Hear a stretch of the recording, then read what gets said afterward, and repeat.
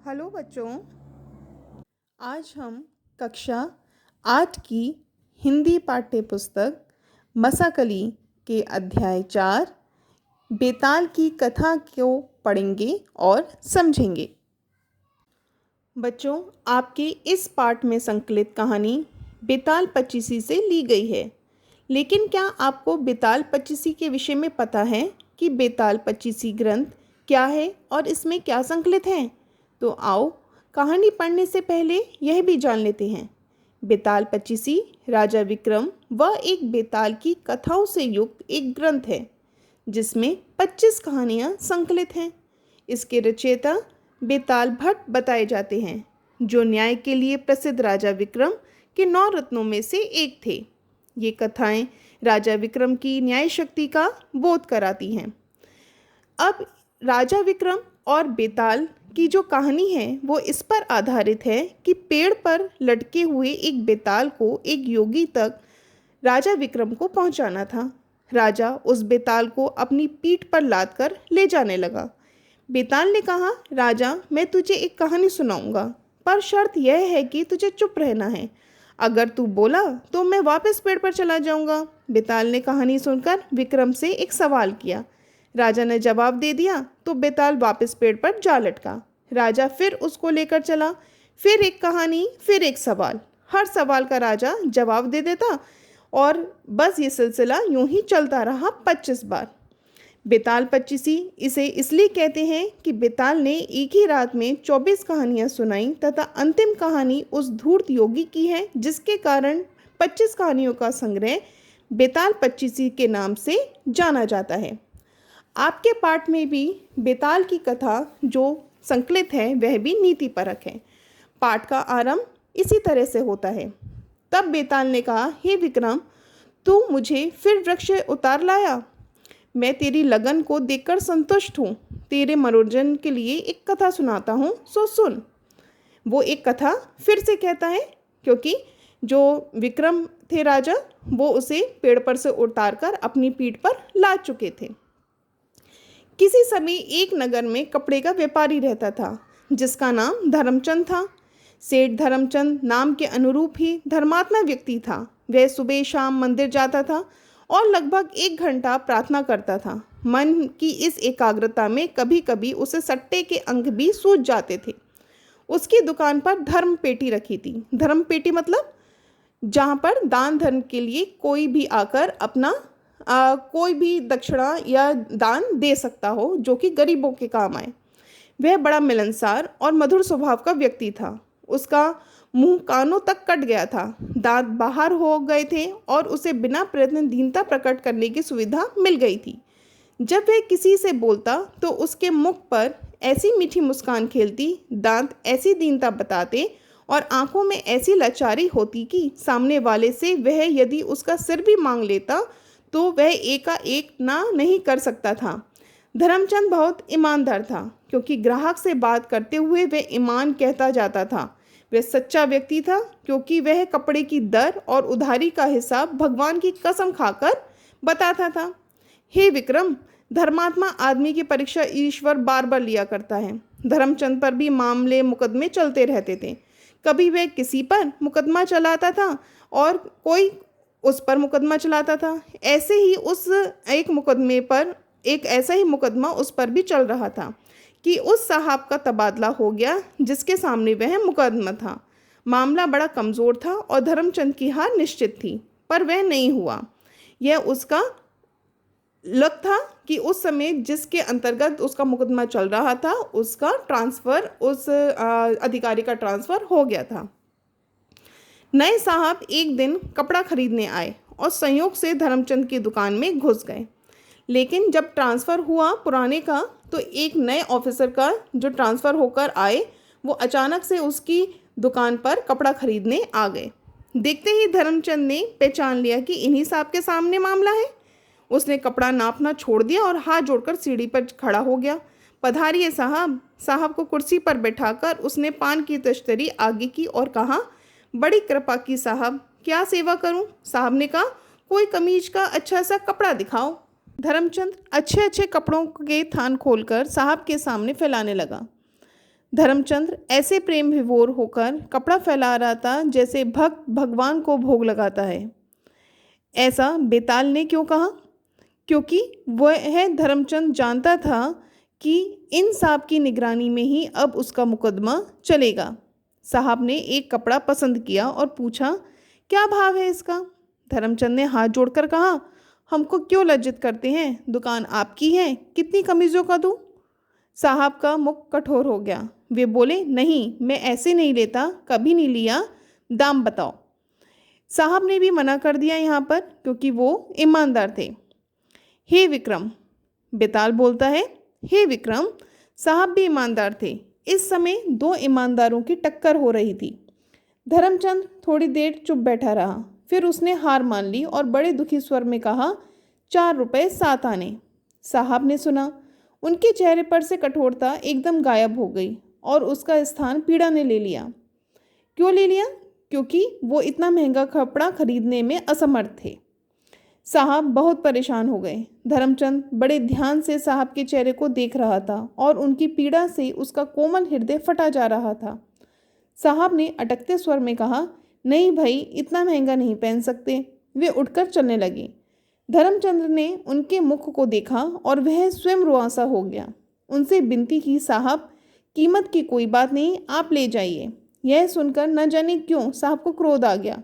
वे धर्मचंद्र को रास्ते से हटाकर दुकान से बाहर निकल गए। जब तक वे आंखों से ओझल नहीं हो गए, धर्मचंद उन्हें देखता ही रहा। फिर मन मसोस कर काम में लग गया।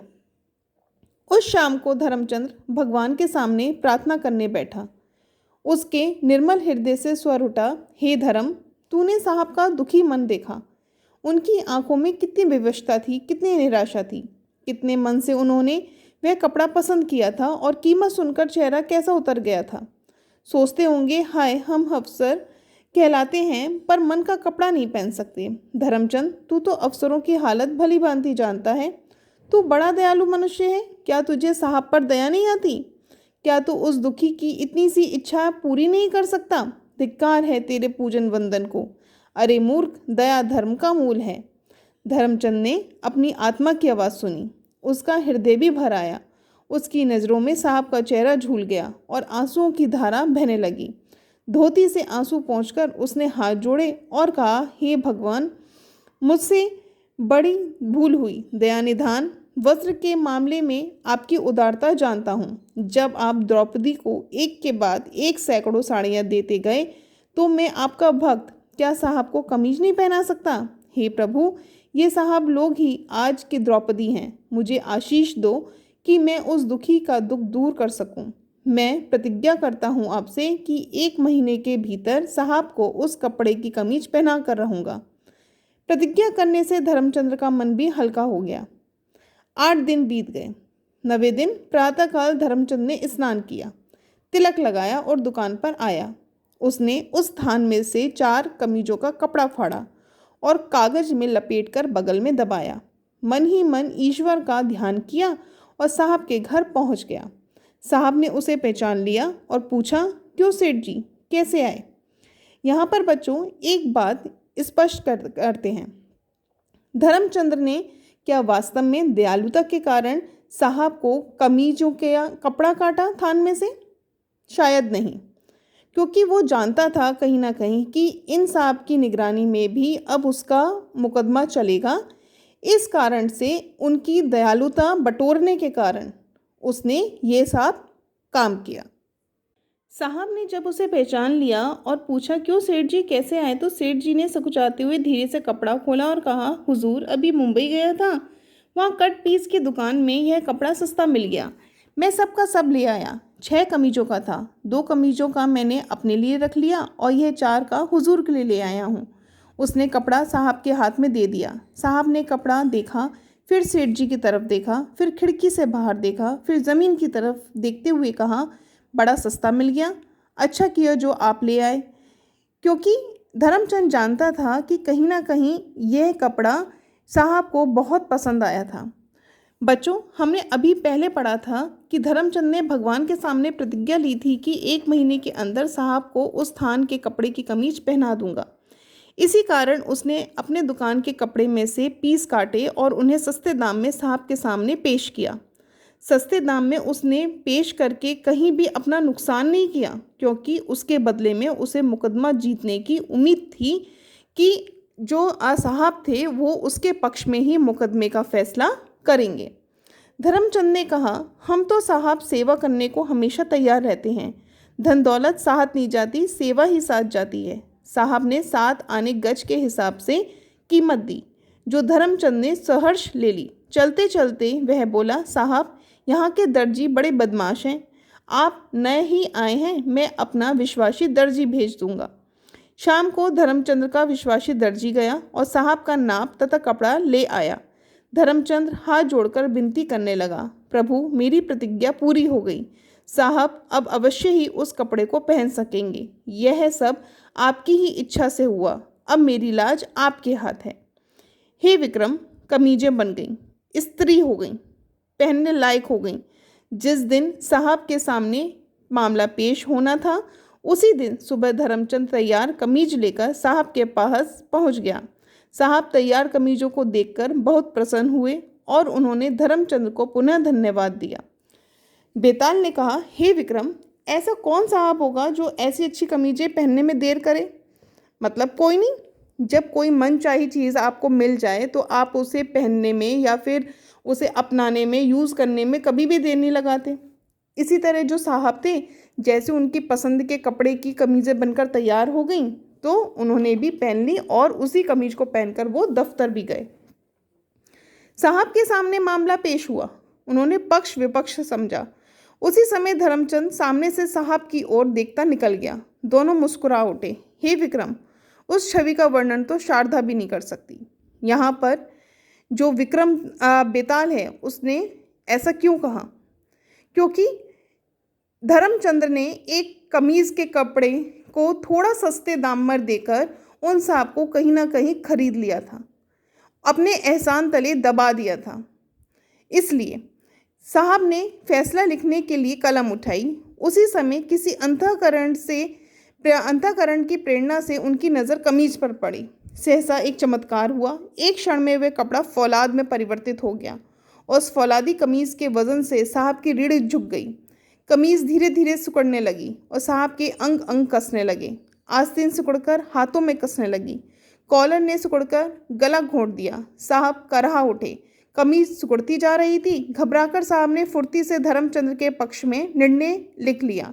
एक क्षण में कमीज फिर कपड़े की हो गई। कैसा चमत्कार हुआ! यहाँ पर एक कमीज जो बहुत ही सस्ते दामों में, जो कि अनुमान से भी ज़्यादा सस्ते दामों में धर्मचंद ने साहब को दी थी, जो साहब समझ भी रहे थे कि उसने अपने ही दुकान के थान में से काट कर उसे दी है, लेकिन उन्हें वो कमीज बहुत पसंद थी। अपने मन को समझाने के लिए उन्होंने यह तो कर दिया कि भाई मैंने तो कमीज का दाम दिया, लेकिन उन्हें मालूम था कि ये एक एहसान था जो धर्मचंद्र का उन्होंने अपने ऊपर ओढ़ लिया था। उसके कारण वो उसके पक्ष में ही फैसला, जो कमज़ोर मुकदमा था उसका भी कमज़ोर जो मुकदमे का भी असर नहीं हुआ और उसके धर्मचंद्र का पक्ष में ही उसका फैसला उन्होंने सुनाया। धर्मचंद के जीतने की खबर फैल गई। सबको आश्चर्य हुआ। कोई कहता साहब ने ईमान खो दिया, कोई कहता साहब बेचारे क्या करें, ईमान तो धर्मचंद का खो गया। कुछ लोग कहते हैं कि दोनों ने ईमान खोया। कथा समाप्त कर बेताल थोड़ी देर चुप रहा, फिर बोला, हे विक्रम, कथा तूने भी सुनी, तू बता कि किसका ईमान गया, साहब का, धर्मचंद का या दोनों का? विक्रम ने तुरंत उत्तर दिया, ईमान किसी का नहीं गया, क्योंकि धर्मचंद ने कपड़े का दाम लिया और साहब ने भी कीमत देकर कपड़ा लिया। यह सुनकर बेताल उड़ा और फिर वृक्ष पर जा लटक गया। क्योंकि कथा के प्रारंभ में हमने बताया था कि बेताल की एक विक्रम से हमेशा शर्त रहती थी कि अगर रास्ते में तू बोला तो मैं दोबारा पेड़ पर वापस चला जाऊंगा। इसलिए जब कथा समाप्त हो जाती थी तो उससे हमेशा वो बेताल विक्रम से एक प्रश्न करता था और प्रश्न का सही उत्तर देने के लिए जैसे ही विक्रम बोलते थे वो द्वारा बेताल पेड़ पर वापस चला जाता था। यह है बेताल पचीसी से संकलित आपकी पुस्तक में कहानी बेताल की कथा।